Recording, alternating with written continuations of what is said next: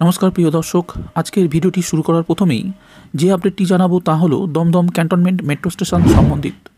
খুব দ্রুত চালু হতে চলেছে এই গুরুত্বপূর্ণ মেট্রো স্টেশনটি। জানুয়ারিতে ইস্ট ওয়েস্ট মেট্রো অর্থাৎ এসপ্ল্যানেড থেকে হাওড়া ময়দান চালু হওয়ার কথা শোনা গিয়েছিল। নতুন আপডেট অনুযায়ী এবার চালু হতে চলেছে অন্যতম গুরুত্বপূর্ণ দমদম ক্যান্টনমেন্ট স্টেশন।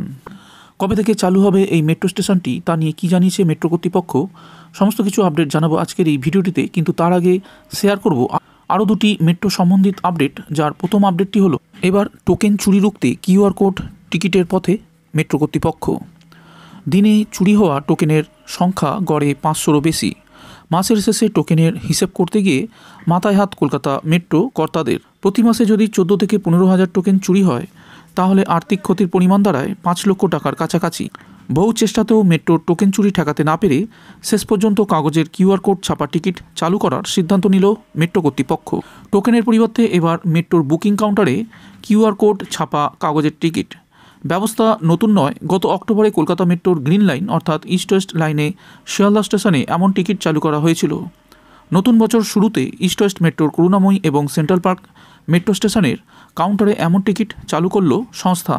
আপাতত গ্রিন লাইন দিয়ে শুরু হলেও খুব তাড়াতাড়ি কলকাতা মেট্রো রেলে চালু সবকটি লাইনেই টোকেনের পরিবর্তে এমন টিকিট ব্যবস্থা চালু করে দেওয়ার পরিকল্পনা রয়েছে সংস্থার কর্তাদের। বৈদ্যুতিন চিপ বসানো টোকেনের পরিবর্তে কিউআর কোড ছাপা কাগজের রক্ষণাবেক্ষণের খরচ নেই বললেই চলে। তবে শুধু রক্ষণাবেক্ষণ নয়, বৈদ্যুতিন টোকেনের পরিবর্তে কিউআর কোড ছাপা টিকিট বিক্রির নেপথ্যে কাজ করছে প্রতিদিন বিপুল পরিমাণে টোকেন চুরির ঘটনাও।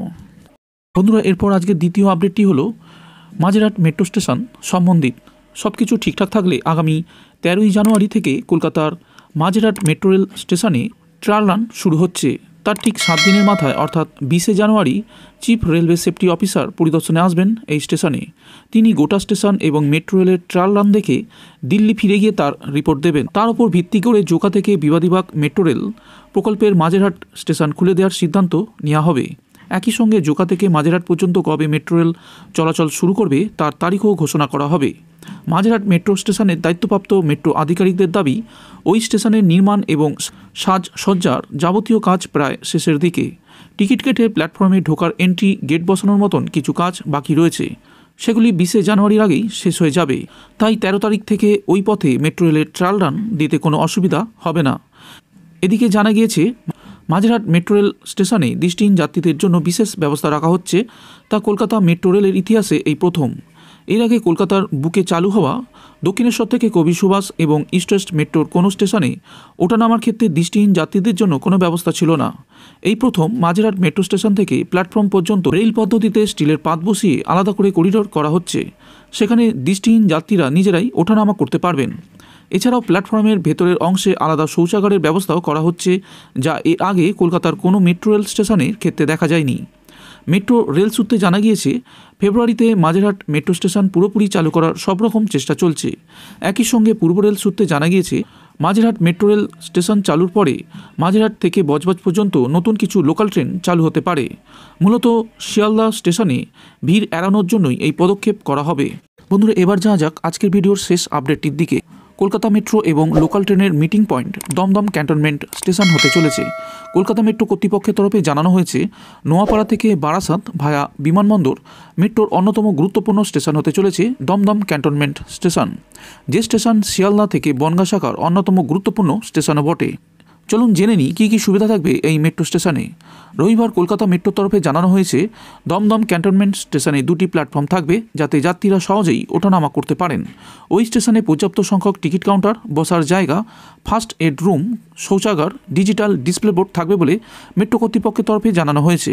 নোয়াপাড়া থেকে বারাসাত মেট্রো প্রকল্পের প্রথম পর্বে নোয়াপাড়া থেকে বিমানবন্দর পর্যন্ত অংশের কাজ অনেকটাই এগিয়েছে। বস্তুত তা প্রায় সম্পূর্ণ হওয়ার পথে। তবে প্রকল্পের প্রথম পর্যায়ে বিমানবন্দর মেট্রো স্টেশনের কাঠামো তৈরির কাজ ইতিমধ্যেই সম্পূর্ণ। নোয়াপাড়া থেকে দমদম ক্যান্টনমেন্ট পর্যন্ত অংশে মেট্রোপথের নির্মাণ কাজও প্রায় শেষ হওয়ার মুখে।